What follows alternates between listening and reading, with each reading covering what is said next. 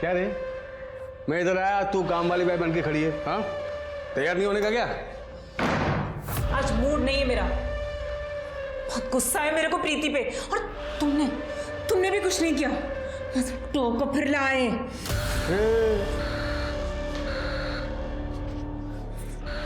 टोको फिर लाए? मुझे जो चाहिए वो नहीं मिलता ना, तो डोका फोड़ूं टाकू तुम्हें। चल, भाग गई तो भाग गई, भला टली। चल तो सुन, बच्ची को बंद कर दिया ना अंदर। चल।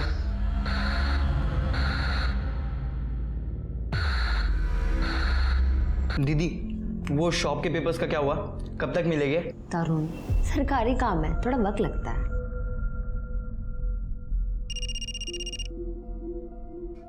हेलो। हाँ हेलो तरुण जी, मैं नीलेश काले बोल रहा हूँ।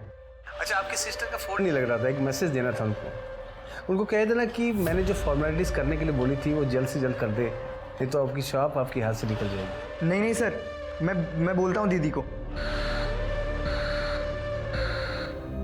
किसका फोन था? वो नीलेश जी का फ़ोन था। कह रहे थे अगर 2 दिन में फॉर्मेलिटीज़ पूरी नहीं हुई तो शॉप हाथ से चली जाएगी। दीदी प्लीज़, जो भी फॉर्मेलिटी है प्लीज़ पूरा कर दो। ये वर्कशॉप मेरा ड्रीम है दीदी, प्लीज़। मैं देखती हूँ, ये ले।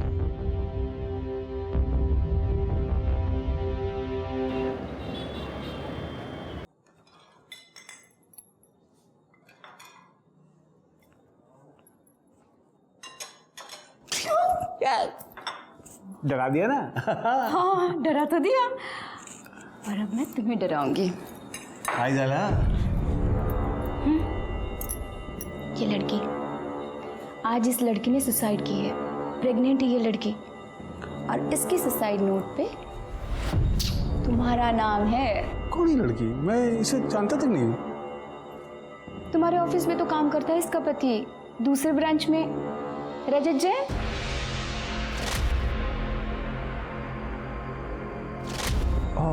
है ना? और सबसे सही बात बताओ क्या है? क्या?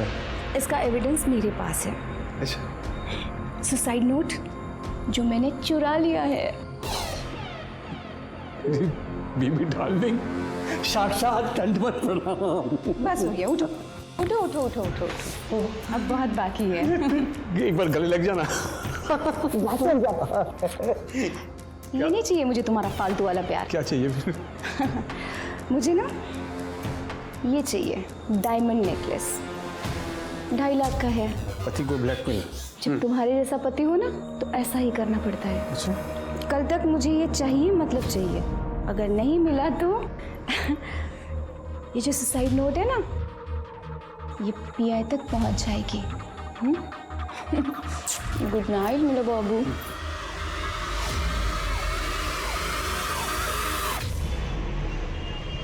सर, किंजल की पीएम रिपोर्ट आ गई है। उसकी मौत दम घुटने की वजह से हुई है। सुसाइड ही है, कोई फाउल प्ले नहीं है सर। और सर सबसे इंपॉर्टेंट बात, बच्चे का डीएनए रजत के डीएनए से मैच नहीं कर रहा है। यस, जैसे मैंने सोचा था।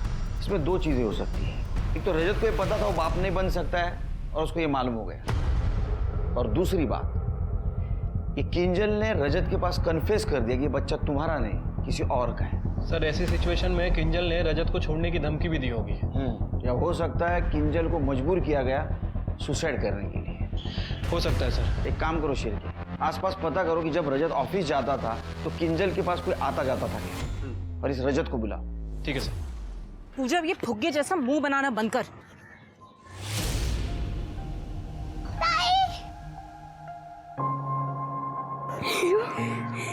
नीलिया, लकट, मेरी बेटी को भगा के ले जाएगा। आई बेटी को। मैं भागी थी अपनी मर्जी से, और मुझे वो तेरे गंदे घर में नहीं रहना है। गंदे घर में नहीं रहना। मैं तुझे मैं पूजा को अपने साथ लेके जाऊंगी। अच्छा, तो पूजा को ले जाएगी? ये ना मेरे बुढ़ापे का सहारा है। इसको तो मैं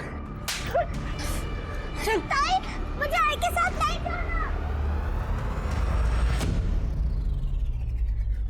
हाय, खूब सुंदर।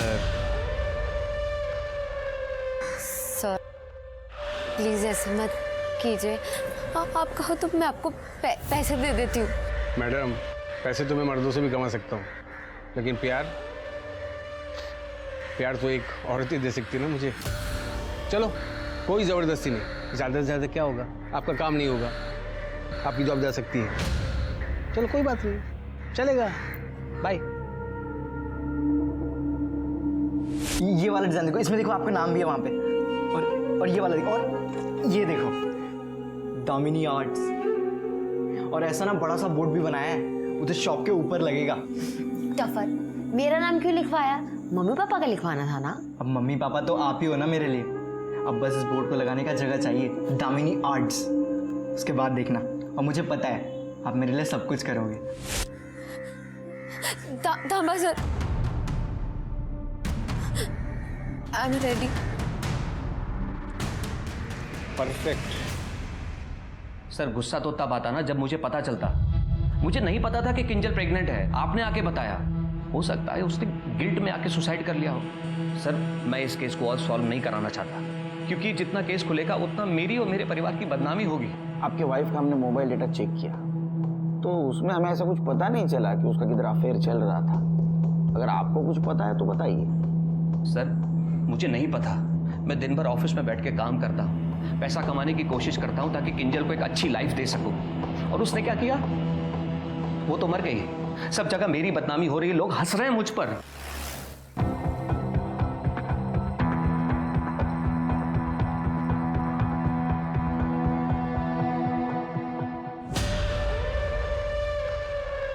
अरे यहाँ सिग्नल नहीं आता।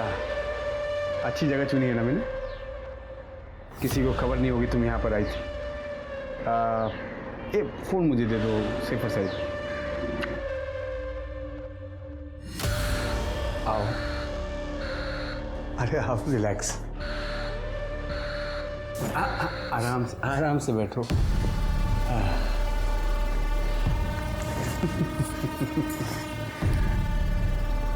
तुम बहुत सुंदर हो और अच्छी भी। तुम अपने भाई का कितना ख्याल रखती हो, कितना बड़ा दिल है तुम्हारा। अपने दिल में थोड़ी सी जगह मुझे दे दो।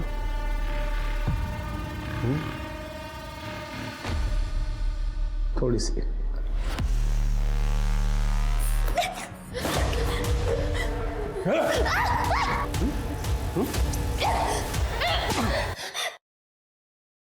नहीं करना मुझे सब। कोई भी यहाँ आके मुझे ना नहीं बोलता, पहली बात। और थप्पड़ बहुत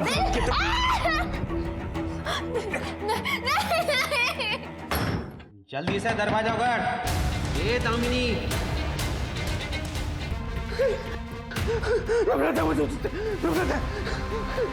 घी आती मुझे तेरे नाम से, इस दामिनी नाम से घी आती मुझे। घी आती। कहाँ भागी तू?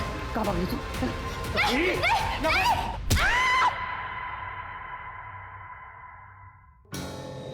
आंखें खोल। आंखें खोलिए। ये कहाँ है हम? चल लग जा, चल। पहले खोल, खोल, बेटा खोल।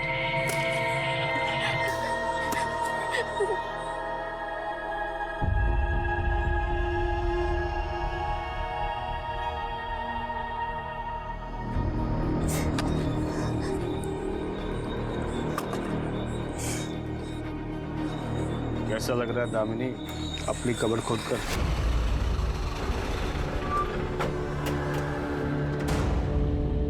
कोण आहे करडे?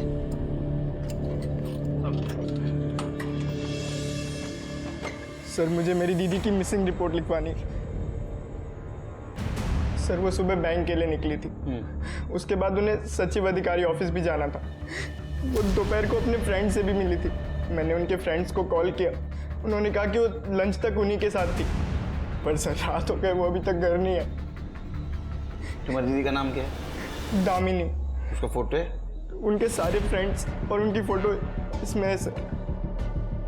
सर आप प्लीज उन्हें ढूंढ, सर मेरा उनके अलावा कोई नहीं है सर। अरे रो मत बेटा, रो मत।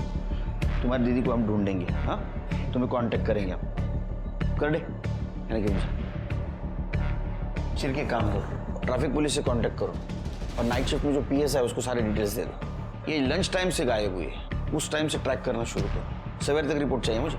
ठीक है sir. Good night. Good night sir. मेरा नेकलेस कहाँ है? दे दो। मजाक मस्ती का टाइम नहीं है, प्लीज मेरा नेकलेस दे दो। नहीं है हे हेलो, भूल गए? सुसाइड नोट तो दे दूंगी।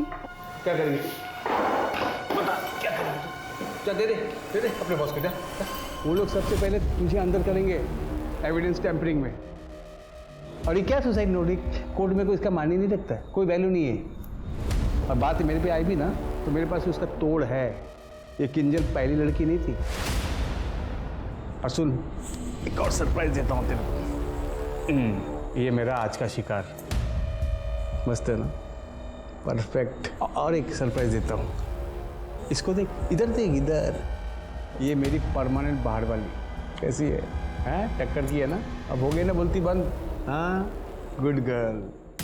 अब आगे से भूलना मत, ये तेरी वर्दी, कानून, पुलिस मेरा कुछ बिगाड़ नहीं सकती है। मैं जो चाहे करूँगा, क्या समझी? मेरी बीबी डार्लिंग, खाना लगा, भूख लगी है। सर ये किंजल के सुसाइड केस में मैंने सभी एंगल को चेक कर लिया है। सर सिवाय इस प्रेगनेंसी के कुछ भी गड़बड़ नहीं लग रही है। ना ही कोई बॉयफ्रेंड, ना ही कोई अफेयर, ना ही कोई वन नाइट स्टैंड। समझ नहीं आ रहा सर, अगर डीएनए मैच भी करें तो किससे करें? सर, किंजल के कॉल डेटा रिकॉर्ड्स आ गए हैं। वो गुजरात में अपनी फैमिली के साथ और मुंबई में अपने पति के साथ बात करती थी। हार्डली 2-3 अननोन नंबर्स मिले हैं। वो जिस महीने प्रेग्नेंट हुई उस महीने की कॉल डेटा। सर ये देखिए, ये 2 नंबर बैंक के हैं और सर ये नंबर नीलेश काले का है जो अधिकारी ऑफिस में पीए है। सर इस नंबर में भी सिर्फ 2-3 बार बात हुई थी, बाकी और कुछ नहीं। ये किंजल का पति भी इसी ऑफिस में काम करता था ना? हाँ सर, ये हो सकता है कि शायद उसके पति ने ही किया हो सकता है। और तो कुछ सस्पिशियस नहीं दिख रहा है।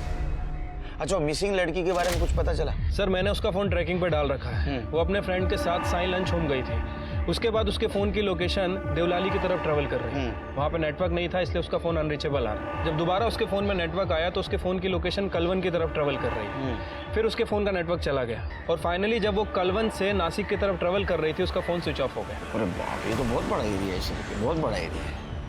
तुम एक काम करो, दामिनी के भाई तरुण से बात करो, उससे पता लगाओ ये दामिनी कलवन में क्यों गई थी, वो किसी को जानती थी क्या?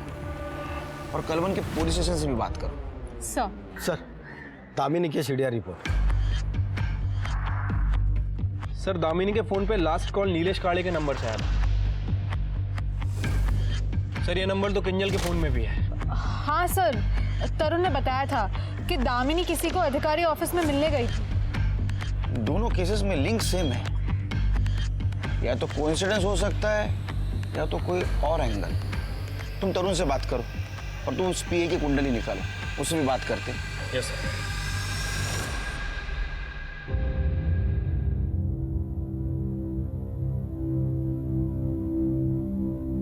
अम्मी, अम्मी, क्या हुआ? अम्मी आपके लिए किडनी मिल गई है। ट्रांसप्लांट लिस्ट अभी अपडेट हुई है। अम्मी देखना, आप बहुत जल्दी ठीक हो जाओगे। पर इस ट्रांसप्लांट के पैसे कहाँ से आएंगे निखर? तुम्हारे अब्बू की अभी पेंशन भी शुरू नहीं हुई और न ही उनके एक्सीडेंट का हर्जाना मिला। तू ये ट्रांसप्लांट की बात भूल जा। एक मिनट भैया।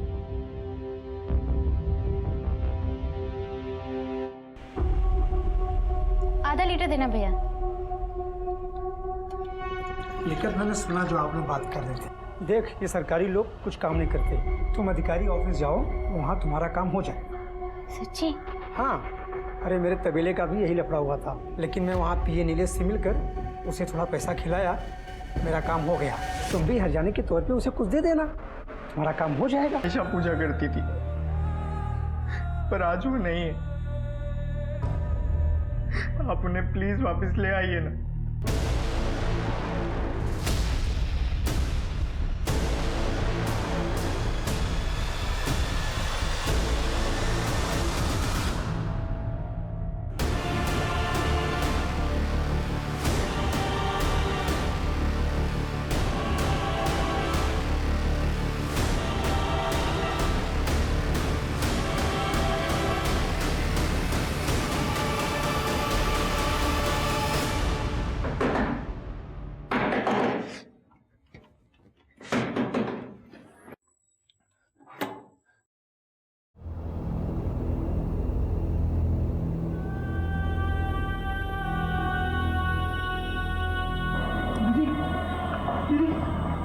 ये क्या हो गया आपको?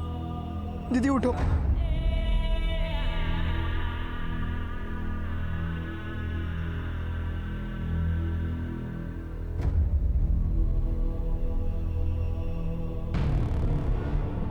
ये हालत किसने बनाया? ये क्या हो गया आपको दीदी? ये सब का भी बात नहीं है। सामान पैक करो, हम नासिक छोड़ रहे हैं। पर हम जाएंगे कहाँ? मुंबई। अरे इतना टेंशन लेने की क्या जरूरत है निखिल जी? देखिए, जिस माँ ने आपको जन्म दिया है उसके लिए तो इतना कुछ कर ही सकती है आप। बस 2 घंटे खुद को भूल जाइए आप, आपकी माँ की जान बच जाएगी। फिर तो जिंदगी भर गिल्ट बना रहेगा आपके मन में कि आप सेल्फिश हैं। अरे कोई बात नहीं, इतनी जल्दबाजी नहीं है, शाम तक बता दीजिए ना। अगर हाँ हुई तो मैं पिक कर लूँगा आपको, पर अगर बात किसी को आपने बताई तो आप भी गई और आपकी अम्मी भी। सर, नीलेश काड़े के ऑफिस में रेड पड़ी है। उनको बोलो एक मर्डर के सिलसिले में उससे पूछताछ करनी है, भेज देंगे उसको। ठीक है सर। सर, दामिनी के घर पे ताला था। सर, पड़ोसियों का कहना है कि दामिनी बहुत ही बुरी हालत में घर वापस आई थी सुबह, और उसके 2 घंटे बाद वो और उसका भाई जल्दबाजी में वहां से निकल गए। सर, वो लोग शायद मुंबई गए हैं। ऐसा क्या हो गया तो उनको शहर छोड़ना पड़ा? क्या हुआ आपको? क्या हो गया आपको? आप ठीक तो है ना? आप मुझे बताती क्यों नहीं, क्या हुआ था आपके साथ?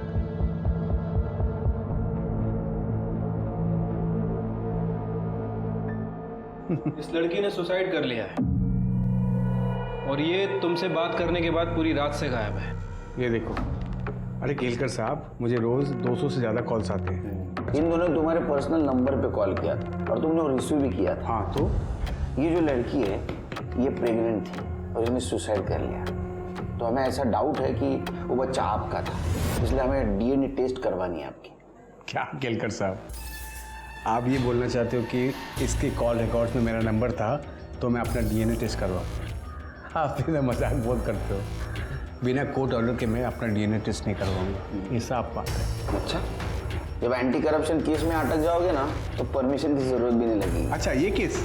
अरे ये तो इनको गलत इन्फॉर्मेशन मिली थी, शाम तक मुझे छोड़ देंगे मुझे, फिर क्या करोगे आप? बहुत है, बहुत। निकालूंगा। शिरके, इस नीलेश के कॉल रिकॉर्ड्स निकलवाओ। इसने काजल और दामिनी के अलावा बहुत सारे लड़कियों को कांटेक्ट भी किया होगा और फ्लर्ट भी किया होगा। सबको बुला, कोई ना कोई इसके खिलाफ जरूर बोलेगा। हमें पता चला है कि आप नीलेश काड़े को जानती हैं और उसके टच में भी थी। देखिए, मैंने पहले ही कहा था, मुझे उसके बारे में कोई बात नहीं करनी। सच बताया तो मुझे मेरे घर वाले घर से बाहर निकाल देंगे। ये देख, कुछ दिखाना था, देखो देख, ये मेरा शिकार। खूब ज़्यादा नीलेश आता, अब मैं सबको बता दूंगी। तो अब तक बताई क्यों नहीं तू? एक काम कर, तू बता, चल बता, जा उठ, बता, सबको बता। तेरे में हिम्मत होती ना तू कम का बता देती। चल आज ट्राई कर ले, जा, बोल, नीलेश काले का नाम बोल।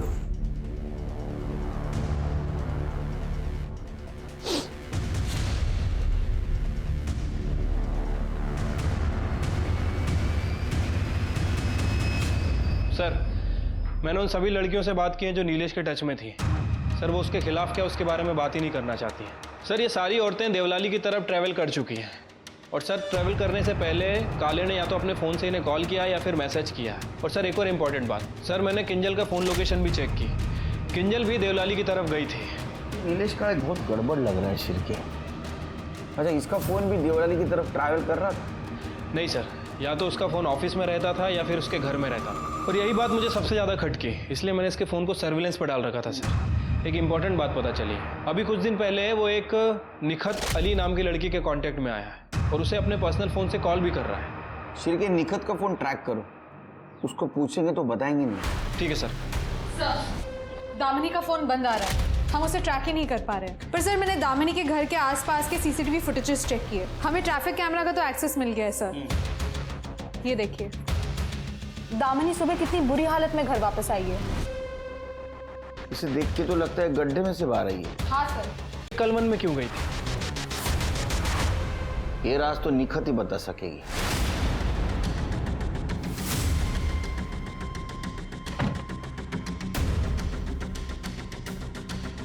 लेफ्ट लो, लेफ्ट लो, लेफ्ट। अरे लगता है इसने अपना फोन स्विच ऑफ कर दिया है। सर, निखत ने अपना फोन स्विच ऑफ कर दिया है, या फिर हो सकता है सर उसकी बैटरी डाउन हो गई हो।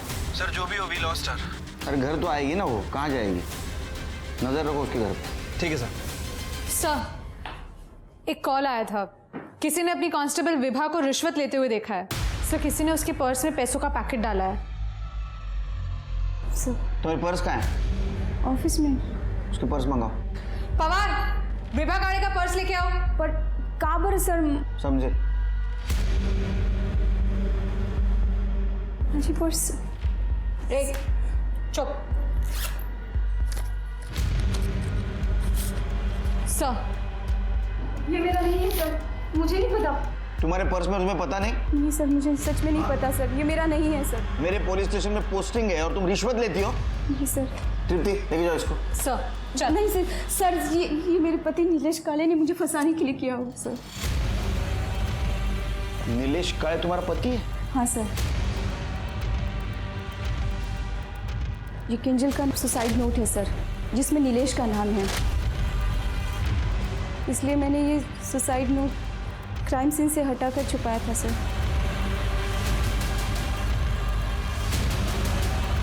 कितना बड़ा क्राइम किया तुम्हें पता है?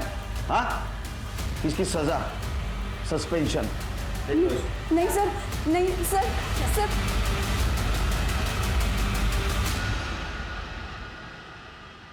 देखो, मैंने तुम्हारी अम्मी की जान बचा ली।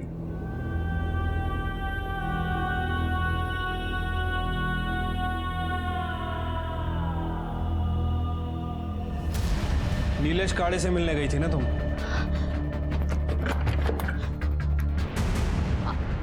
आप लोगों ने अम्मी को तो कुछ नहीं बताया ना?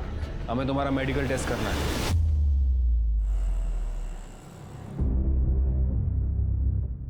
नीलेश को फोन किया? जी सर, वो आते ही होंगे। जिंदगी में पहली बार इतना लेट हो रहा है केस सॉल्व करने में, तुम्हारी वजह से। केलकर साहब, आपने... अरे केलकर साहब, आप भी क्या है ना, इसकी बातों पे आ गए। ये विवाह, मेरी बीवी एक नंबर की झूठी है। उसने ये सुसाइड नोट जो है ना, मुझे ब्लैकमेल करने के लिए लिखा था। और तो और आपको एक बात बताऊं, अब वो सुसाइड नोट ना अब कोर्ट में सबमिट नहीं होगा। निखत का मेडिकल करवाया है।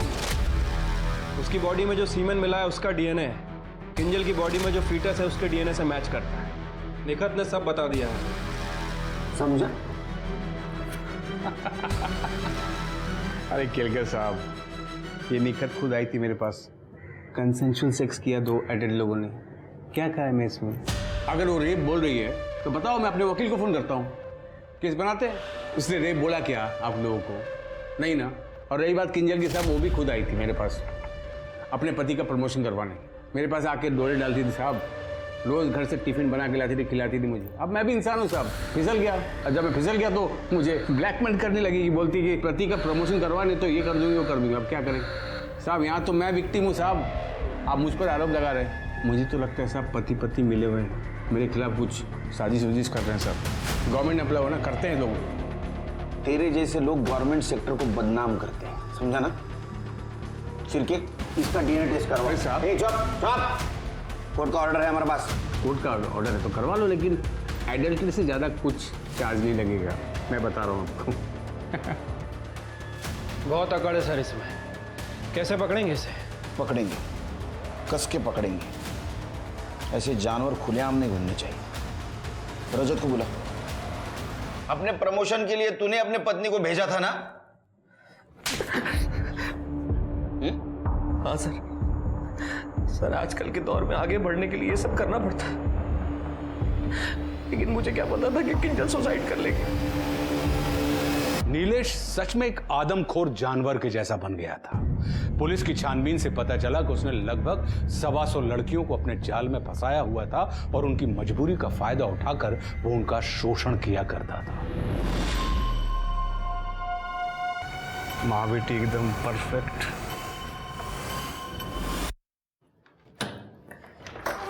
नीलेश, ए, हट। नीलेश चल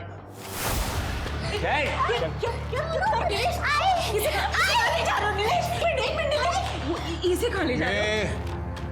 तो क्या है ना कि ऑफिस की किसी लड़के को उठा नहीं सकता जब तक पुलिस इंक्वायरी खत्म ना हो। मुझे प्रीति चाहिए, तो प्रीति तभी आएगी जब मेरे पास पूजा होगी। नीलेश वो बच्ची कैसे बात करो? प्लीज मत करो उसके साथ प्लीज।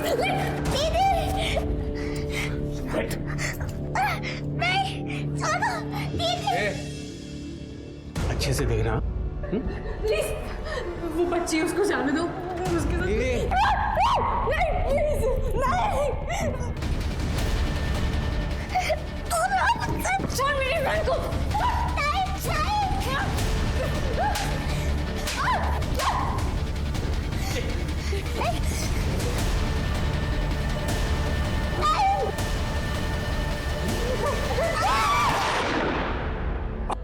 मैं यूं बच जाऊं, यूं।